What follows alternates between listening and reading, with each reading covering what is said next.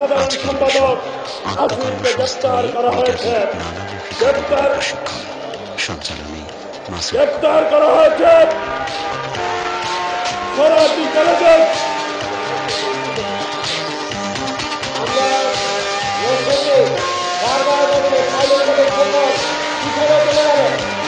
এখানে সামনে আসবেন আপনি করে যাবেন শ্রোতা বন্ধুরা, সরাসরি ফোন ইন অনুষ্ঠান কেরিয়ার লাইনে আপনাদের সবাইকে আমন্ত্রণ জানাচ্ছি। আমরা আজকের এই অনুষ্ঠানে কেরিয়ার গঠন নিয়ে, বিশেষ করে যারা বেকার আছেন তাদের কর্মসংস্থানের বিষয় নিয়ে আলোচনা করব। আজকের বিষয়বস্তু হচ্ছে আত্মকর্মসংস্থানে বিটাকের নানামুখী কারিগরি প্রশিক্ষণ।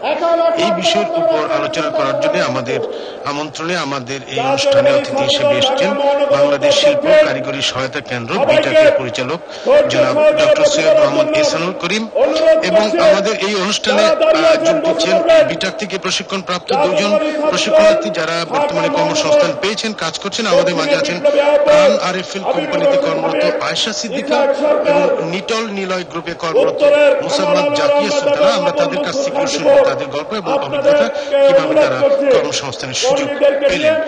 এই অনুষ্ঠানে যারা শ্রোতা বন্ধু আপনারা শুনছেন, আপনারা সরাসরি টেলিফোন করে আমাদের এই অনুষ্ঠানে অতিথিদের কাছে প্রশ্ন করতে পারেন। আমাদেরকে ফোন করার নাম্বার আমি বলে দিচ্ছি 8128244244 থেকে 49 পর্যন্ত। নম্বরগুলো আমি আবার বলছি 8128244244 থেকে 49 পর্যন্ত।